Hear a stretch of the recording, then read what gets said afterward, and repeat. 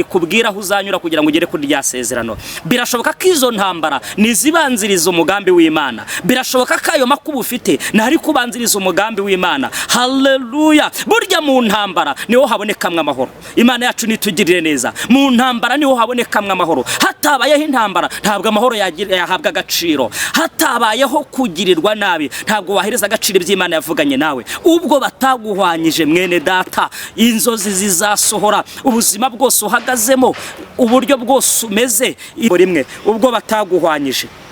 Ubwo bataguhwanyije mwene data, inzozi zizasohora. Reka nkusobanire guhwanya niki. Ahari n'ikinyarwanda kijimije. Guhwanya ni nkuko bakwica bakagukura mu buzima. Imana yacu itugirire neza, kuko Bibiliya irambwira ngo umuntu wapfuye intamiga nta n'imigambi ibyo biba birangiye. Ariko kuba ukiri muzima ujye uhumeka. Birashoboka ko waba uri mu bitaro, reka nkubwire ngo uzahava kubwo umugambi w'Imana.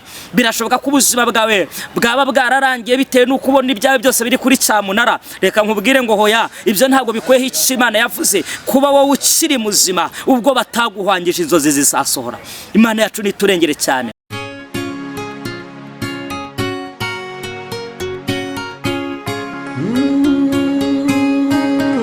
Emana we, Yesu we, ingoma yawe ni amamare.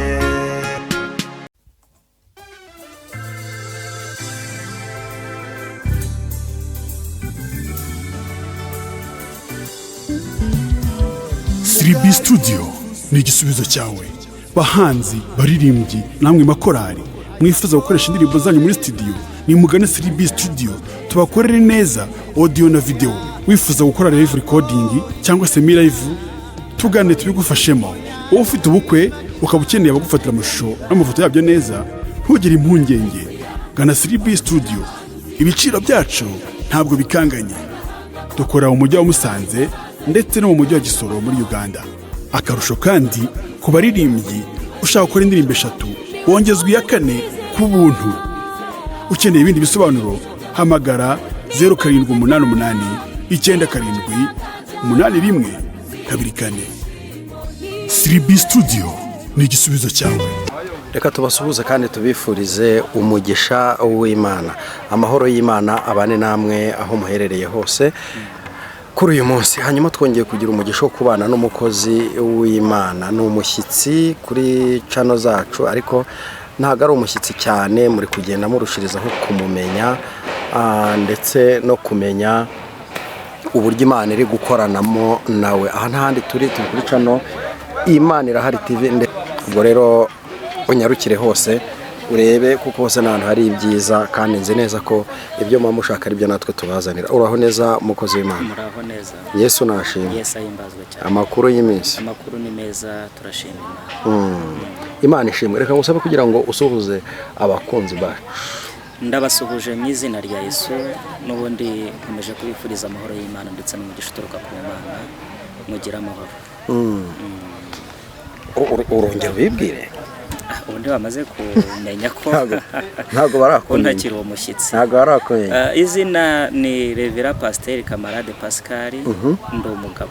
Nkunda kuvuga ngo ndi umugabo w'abana benshi, ko iyo wahawe inkoni y'ubushumba uba wabaye umubyeyi wa bose, umubyeyi w'abana benshi. Mfite ab'umubiri ndetse n'ab'umwuka. Nkabishimira Imana. Imana ishimwe, ndumva yarakwaguye muri byose. Reka ngusabe kugira ngo usenge Imana ubone dutangire. Imana mu izina rya Yesu Kristo, uri Imana nziza, uri Imana yo kwizerwa, uri Imana yo kwiringirwa. Nuhabwa icyubahiro murengezi wacu, nuhabwa icyubahiro mwami w'amahoro, kuko uri umugwaneza. Izina ryawe nirishimwe. Nongeye kugushima kuko waturinze ukatubera Imana. Mana wabaye mu ruhande rwacu, wabaye mu ruhande rw'aha imiryango itari, wowe watubereye Imana. Ntabwo wadutereranye, ahubwo wabaye bugufi bwacu. Nuhabwa icyubahiro. Uyu mwanya nongeye kugushima ko wemeye ko tuganira ku ijambo ryawe. Reka ntihaboneke twebwe, ahubwo haboneke wowe. Imbaraga zawe n'umwuka wera zigaragare kandi ziganze. Icyo dukomeje guheza nicyo rwa Yesu y'umwanzi Satani, kugira ngo umwuka wera akomeze aganze. Ngaho rero utegeka kandi ukore icyo wagambiriye, aricyo gisohora mu byose mu izina rya Yesu. Amen. Urakoze cyane. Ubwo umaze kudushyira imbere y'Imana, reka tuguhereze kaze utugezeho icyo Imana yagutumye kuri uyu munsi. Imana ibahereza umugisha. kandi imbaraga z'Imana zikomeze zikora imirimo n'ibitangaza. Nkomeje kunezezwa n'Imana mu mutima wanjye kuko Imana ikomeje kundinda ndetse namwe ikabarinda. Reka tudatinze tuganire ku ijambo Imana yashyize ku mutima wanjye. Ni ijambo dusanga mu gitabo cy'Itangiriro, ni ibice 37 ku murongo waho wa 21. Reka dusome mu izina rya Yesu. Biblia iratubwiye ngo Rubeni arabyumva aramubakiza, arababwira ati twe kumuhwanya. Imana tugirire neza. Reka subire mwiri jambo. Rubeni arabyumva aramubakiza, arababwira ati twe kumuhwanya. Amen. Ndi kugira ngo tuganire kuri iri jambo ry'Imana dufite intego ivuga ngo ubwo bataguhwanyije inzozi zizasohora. Imana yacu nitugirire neza. Izi ni inkuru z'umusoro umwe bita Yosefu. Ntabwo ndi bwinjire mu mateka ye cyane, ariko ndi kugira ngo tuganireho kuri iri jambo ry'Imana dufite insanganyamatsiko ivuga ngo ubwo bataguhwanyije inzozi zizasohora. Uyu ni Yosefu wavukanye n'abavandimwe be, ariko agira umugisha w'Imana wo gutona kuri se. Igihe kimwe bavandimwe bagiye kuragira nk'uko byari bisanzwe, Isa aramubwira ati ariko igihe kirageze kugira ngo ujye kureba ko abavandimwe bawe ari amahoro. Subiye inyuma gatoya, ntabwo bene se bamwishimiraga. Impamvu ya mbere batamwishimiraga, iyo bagendanaga rwa rugomo rw'abana bagira amakosa bakora, Yosefu yaratahaga akabarega. Ibyo ntibyagarukiraho. Igihe kimwe bitewe n'umugambi Imana yari imufiteho utandukanye n'uwo ufite kuri bene se, kuko burya birashoboka ko wamwavuka muri 10 na bangahe, ariko Imana ikakugiraho umugambi utandukanye n'uwo ifite ku bandi. Bariho barasenya cyangwa se bariho baratashya, biterwa n'uburyo bivuga bitewe n'akarere. Yosefu agira inzozi, arababwira ngo nabonye dusenya, nabonye tujya gutashya, imiba yanyu yose tuyihagaritse, uwanjye ubwo murahagarara, uwanyu yose iragwa. Yosefu we yababwiraga nk'abavandimwe, ariko ntahishurirwe ikintu kiri inyuma y'iryo yerekwa. Burya hari igihe Imana itubwira ibintu Satani we akabasha kubisobanukirwa, twebwe tutarabisobanukirwa. We yumvaga ari inzozi zisanzwe, yumvaga ari ibintu bitazagera kure. Bene se ngo babazwa n'izo nzozi cyane, ariko ntibamubwira. Ikindi gihe yongera kurota inzozi, abona inyenyeri, izuba ndetse n'ukwezi ngo byose bimwikubita imbere. Ndibwira ko izi nzozi zo yazivuze batari bonyine, azivuga se na nyina bahari. Arangije arababwira ati nongeye kugira izindi nzozi, arababwira uburyo yarose. Isa arabyumva, ariko nawe ntiyabitindaho. Imana yacu nitugirire neza. Igihe kimwe rero bene se bagenda bamugirira ishyari, bitewe n'icyo Imana igambiriye kuzamugezaho, bitewe n'aho Imana igambiriye kuzamugeza, ariko undi we ntiyabyemera. Reka nkubwire ngo hari amasezerano tubitse ajya atuma tugira abanzi benshi, nyamara twebwe tutazi ko abo banzi bahari. Imana yacu nidutabare cyane. Yosefu ise aramubwira ngo rero genda unyaruke urebe ko abavandimwe bawe ari amahoro. Undi nawe agenda n'urugwiro, aho ntiyamenya ko ibyo yababwiye Imana yamubwiye byababereye ikibazo mu buzima bwabo. Akitunguka, Biblia ikomeza kumbwira ngo bamwitegera bari kure. Barangije bahita ko bakora inama y'ikubagaho, bakora inama ko kanya, baravuga ngo dore karosaraje. Bigaragare ko n'izina yitwaga bari bararihinduye bitewe n'isezerano. Reka nkubwire mwene data, hari igihe Imana iguha isezerano. Haleluya. Wowe rimwe na rimwe nturi agaciro bitewe n'igihe uhagazemo, rimwe na rimwe nturi agaciro bitewe n'aho uri, rimwe na rimwe nturi agaciro bitewe n'iminsi urimo. Ariko reka nkubwire ngo iyi Imana ivuze irinda ijambo ryayo, ikarinda n'uwayiribwiye kugira ngo rya jambo risohore. Kandi reka nkubwire ngo gutinda kwisezerano niko kurama kwawe. Haleluya. Yosefu ngo bamwitegere, bahita kubabwirana ati dore karosaraje, nimureke tumugirire nabi, nimureke tumwice, turebe aho za nzozi ze zizasohorera.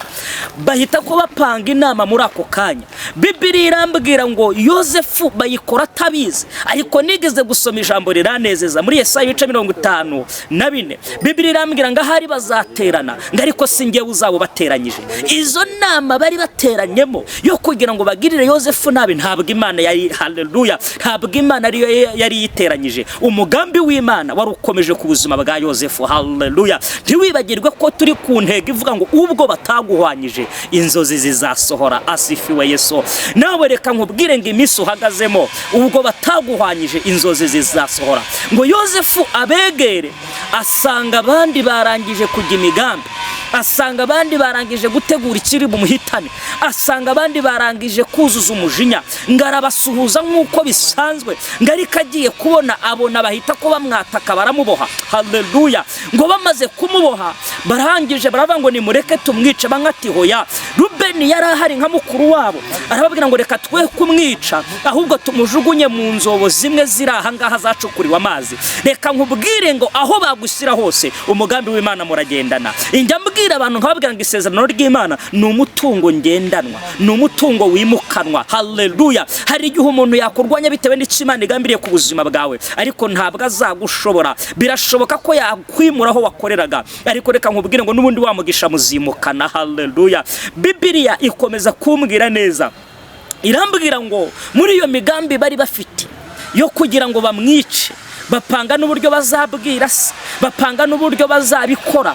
Bibiliya irambwira ngo Rubeni, niho twasomye aha mu gitabo cy'Itangiriro ibice 37 ku murongo wa 21, ngo Rubeni arababwira ngo reka twe kumuhwanya. Aha niho nashakaga. Imana yacu itugire neza. Twe kumuhwanya, ntitumuhwanye, ntitumwice, ahubwo nimureke tubwire ukundi kuntu tumugambanira. Birashoboka ko batakwishe ariko bakakugambanira kugira ngo uve mu kazi. Birashoboka ko batakwishe ariko bakakugambanira kugira ngo urwo rugo rusenyuke. Birashoboka ko batakwishe ariko bakakugambanira bakakuroga kutabyara. Birashoboka ko batakwishe ariko bakakugambanira ahari ukaba wajya no mu nzu ya ngereza. Reka nkubwire ngo ubwo bataguhwanyije umugambi w'Imana uracyasohora. Birashoboka neza ko mu by'Imana yabwiye Yosefu ntabwo yamubwiye ahazanyura. Mu by'Imana yabwiye Yosefu ntiyamubwiye ahizasubiriza isezerano. Mu by'Imana yabwiye Yosefu ntiyamubwiye igihugu izamutabariramo. Yo yaramubwiye ngo nza. Haleluya. Yamubwiye inzozi, imubwira iki mugambiriyeho, ariko ntiyamubwira aho izamwerekeza. Imana yacu nitugirire neza.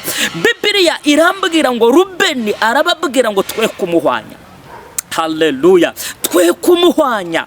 Reka nkubwire mwene data, ku buzima bwawe nimba uriho umugambi w'Imana, impamvu inama nyinshi zikorwa ku buzima bwawe ariko ntizikugireho ingaruka nk'uko wari uyiteze. Reka nkubwire ngo muri izo nama iyi Imana igiterekamo Rubeni. Rubeni akahaba bajyana mu bapfumu kugira ngo bakugirire nabi, kugira ngo ahari bakwica ibyawe birangire. Rubeni akahaboneka akavuga ngo reka twe kumwica ahubwo tumurage gusara. Birimwe na rimwe bakabigerageza nabyo ntibikunde. Reka nkubwire ngo ubwo bataguhwanyije ubwoba nibushire, icyo Imana igambiriye ku buzima bwawe kizasohora. Imana yacu nitugirire neza cyane kandi wumve ko ubuzima bwawe bugikomeje. Yosefu birashoboka ko abona bamujugunye mu rwobo yibwiye ko ibye birangiye, yibwiye ko nta epfo nta ruguru, na ya masezerano ntiyayatekerezagaho. Reka nkubwire mwene data, birashoboka ko icyo Imana yavuganye nawe utariho uragitekerezaho bitewe n'aho uhagaze. Birashoboka ko icyo Imana yavuganye nawe utariho uraciha agaciro bitewe n'ibihurimo. Ariko reka nkubwire ngo isezerano ry'Imana, Imana iraririnda, Imana iraririnda. Aya magambo Imana yabwiye umugaragu wayo Yeremiya, iramubwira ngo waroye neza, uku niko ndindi ijambo ryanjye kugeza risohoye. Aho uriho unyura ntabwo hakuraho umugambi w'Imana, ibyo uriho ucamo ntabwo bikuraho umugambi w'Imana, aho uhagaze none ntabwo hakuraho umugambi w'Imana. Birashoboka ko waba uri mu buzima bugoye, birashoboka ko waba uri mu buzima butorose, ariko reka nkubwire ngo ubwo bataguhwanyije, hereza Imana icyubahiro, inzozi zizasohora. Haleluya. Izi nzozi ndiho mvuga ntabwo ari indoto zisanzwe. Izi nzozi ndiho mvuga ntabwo ari izi turyama tugasinziraho. Izi nzozi ndi kuvuga ni mu buryo bw'amayerekwa, ni umugambi w'Imana uri ku buzima bwawe. N'iki Imana igambiriye kuzakugira cyo, naho Imana igambiriye kuzakugeza, naho Imana igambiriye kuzakwinjiza. Haleluya. Reka nkubwire ngo mwene data, birashoboka n'ubundi umugambi w'Imana n'umugambi w'abadayimoni biba bihabanye, kuko Imana ikora ibyayo ku buzima bwawe, ariko ntabwo bikuraho ko na Satani yakora ibindi. Haleluya. Yosefu we birashoboka ko yumvaga ahari ubuzima bwe bugiye kuzaba neza. Birashoboka ko yumvaga ahari bene se bagomba kumwishimira bitewe n'aho agambiriye kuzagera, ariko Satani ahagurutsa haleluya umudayimoni muri bene se abari bo bamurwanya abari bo bamuhagurukira abari bo bamunaniza. Sinzi intambara uri kurwana, reka nkubwire ngo intambara zose mbara urwana utatangije, ariko kubw'umugambi w'Imana haleluya zanzozi zawe zizaba impamo. Imana igambiriye ku buzima bwawe ntikivogerwa. Bibiliya irambwira ngo bamujugunya mu rwobo, ariko babona mu rwobo bidahagije ngo hatambuka Abishimayeli. Bibiliya irambwira ngo bamugurisha mu bacakara, ariko ajyana na wa mugambi w'Imana. Bamugurisha haleluya bazi ko ibyo birangiye, bazi ko wa mugambi utazasohora. Ariko reka nkubwire ngo nakubwiye ngo umugisha w'Imana ni umutungo wimukanwa. Aho wajya hose wahindura igihugu, wahindura ubuzima haleluya. Birashoboka ko akazi uri gukora atari byo wigiye, ariko reka nkubwire ngo umugisha w'Imana uracyari kumwe nawe. Ubwo bataguhwanyije dota Ezekiel de contraire, reka nkubwire ngo inzozi zizasohora. Imana yacu itugirire neza. Ibyo bagambirira ku buzima bwacu ni byinshi, ariko byose ntago bijya bikuraho umugambi w'Imana. Ibyo bagerageza gukora ku buzima bwacu ni byinshi, ariko ntago bijya bikuraho umugambi w'Imana. Birashoboka ko bakubona nabyo bikabababaza, ariko reka ntindane nawe. Imana iturengere. Reka nongere nkubwire ngo subizwa mu ibyiringiro. Sinzi ubuzima uhagazemo none, sinzi abanzi ufite uko bangana ku buzima bwawe. Yosefu byarangiye finaruma, nubundi birangira Imana yagambiriye ku buzima bwe, nubundi birangira bamupfukamye imbere, nubundi birangira bamwikubise imbere. Ntibyagarukira aho ngaho haleluya. We agambirira kubagirira neza atitaye kuri nabo bamugiriye. Reka nkubwire ngo ubwo bataguhwanyije inzozi zizasohora mwene data. Tuzi umutima ukomere, tuzi umutima wicika intege. Birashoboka ko waba urwaye, ahari muganga yagutangarije uburwayi bukomeye ku buzima bwawe. Nimba hari Imana yakubwiye ubwo burwayi uzabushaka ububure. Birashoboka ko hari itsinda runaka ari guhagurukiye mu byo uriho ukora, ukaba wahagurukiwe ari itsinda riri kukurwanya. Nimba ko kazu hagaze Imana yakagushyizemo haleluya, reka nkubwire ngo uzabayobora byange bikune. Ntabwo uzabayobora babishaka, ahubwo bazabyemera kuko Imana izaba yabakwemeje. Tuzi umutima ubwo bataguhwanyije inzozi zizasohora. Injya nkunda kubwira abantu, hababwira ngo hari ikosa Satani yakoze, kandi iryo kosa zarizira. Imana yacu nitugirire neza. Hari igihe akunyuza hirya no hino, bikaba ngombwa akaguteza ibyago byinshi, akaguteza uburwayi, akaguteza amakuba, akaguteza inzara, akaguteza intambara, ukangwa. Ibintu byose wakora bikanga, ariko ubuzima bwawe bukaba bugihagaze. Kuba ugihagaze umugisha w'Imana uracyakuriho, kuba ugihagaze umugisha w'Imana uracyakomeje, kuba ugihumeka byonyine ni iby'igiciro kurusha ibindi haleluya. Ongera ushima Imana kuko Imana itemeye kuba umuhigo w'abanzi bawe. Abaguhigaga ntabwo bagiriye inama yo kugira ngo baguhemukire, bagiriye inama yo kugira ngo bagukure muri urwo rugurimo, bagiriye inama yo kugira ngo ahari ubuzima bwawe burangire. Ariko ntabwo Imana yabakundiye. Imana yacu nitugirire neza. Ntabwo Imana yabemereye. Kuba Imana itarabemereye wisenga wivovota, kuba Imana itarabemereye wikumva ko Imana yakubwiye yakubese, kuba Imana itarabemereye ko ubuzima bwawe burangira, humura icyo yavuganye nawe kizasohora. Amina. Mana yacu itugirire neza. Kwa rukugira ngo nongere ngusubize mu ibyiringiro. Ubwo bataguhwanyije haleluya, ubwo bataguhwanyije. Njya nkunda kubwira abantu nkababwira ngo Imana iguha isezerano, ariko ntago ikubwira aho uzanyura kugira ngo ugere kuri rya sezerano. Birashoboka ko izo ntambara nizibanziriza umugambi w'Imana. Birashoboka ko ayo makuba ufite ntari kubanziriza umugambi w'Imana haleluya. Burya mu ntambara niho habonekamwe amahoro. Imana yacu nitugirire neza. Mu ntambara niho habonekamwe amahoro. Hatabayeho intambara ntabwo amahoro yahabwa agaciro. Hatabayeho kugirirwa nabi ntabwo wahereza agaciro iby'Imana yavuganye nawe. Ubwo bataguhwanyije mwene data inzozi zizasohora. Ubuzima bwose uhagazemo, uburyo bwose umeze, inzozi zizasohora. Birashoboka ko waba warakoze impanuka, ahari iyo mpanuka ikaba yatwara urugingo rumwe ku buzima bwawe, ukabona ko ubuzima bwawe burangiye hoya, kuba ugihumeka haleluya. Hari Imana itabara bujuje ingingo, hari n'Imana itabara batujuje ingingo. Iyi Imana yije gukora ikora icyo umugambi wayo igambiriye, ikora icyo umugambi wayo yasezeranyije ku buzima bwawe. Ntabwo ijya yita ku bindi, ahubwo cyo isohoza ijambo ryayo. Ongera utuze umutima ukomere, ongera uhagarara ushikame, ahubwo ushima Imana kuba ukiri muzima, ahubwo ushima Imana haleluya. Ibyakubayeho ntabwo ariko byari gombaga kukubaho. Hari igihe intambara ziba tukabona ibishashara, tukabona ibishashara, reka mbivuge gutyo, ariko nyirizina atari ko intambara zari zimeze, kuko Imana igiturwanirira intambara tuzi nizo tutazi. Imana igiturwanirira urugamba tubona n'urwo tutareba. Tuzi umutima ukomere, ntucike intege, ntuve mu byizerwa, ntuti ibyiringiro. Haleluya. Ubwo bataguhwanyije dota Ehhhhe de contraire, inzozi zawe zizasohora. Umugambi w'Imana ufite ku buzima bwawe, uwo mugambi uzasohora. Aho Imana igambiriye kuzagera uzahagera. Birashoboka ko hari igihe wirwaniriye ahari kugira ngo uwinjire muri cya kintu Imana yavuganye nawe ntibikunde. Ahari se waba warabajije Imana, wagiye mu gihe cy'Imana, waba warayoboje Imana inzira, nimba warabonye byaranze, ntabwo bikwiyeho ko Imana yavuze kizasohora. Ahubwo we birashoboka ko wagiye mbere y'Imana yavuze. Ahubwo ngero utuze umutima ukomere ushikame, wongere usenge uce bugufi, winginga Imana uyibwire ngo Mana, birashoboka ko izi ntambara ndiho ndwana none, birashoboka ko aya makuba afite uyu munsi, birashoboka ko izi ngorane afite aka kanya. Haleluya. Birashoboka ko nubwo mpagaze uku nguku, birashoboka nubwo meze uku nguku, ariko ndabizi ko umugambi wawe ukomeje. Ndabizi ko umugambi wawe ukomeje ku buzima bwanjye. Ndabizi ko umugambi wawe ukomeje ku icyo wambwiye kizasohora. Ongera utuze umutima ukomere, kandi wongere ushikame ntutinye, ahubwo uhagarare. Haleluya. Nakunzira ijambo navuze riri muri Yesaya, ubwo Bibiliya ivanga hari bazaterana, ariko si ngewe uzaba ubateranyije. Reka nkubwire ngo n'iyi saha hari indi nama yakozwe ku buzima bwawe utazi, ariko tuza umutima. Nubwo wowe udahari, Imana irahakubereye. Nubwo wowe utahageze, Imana yahageze.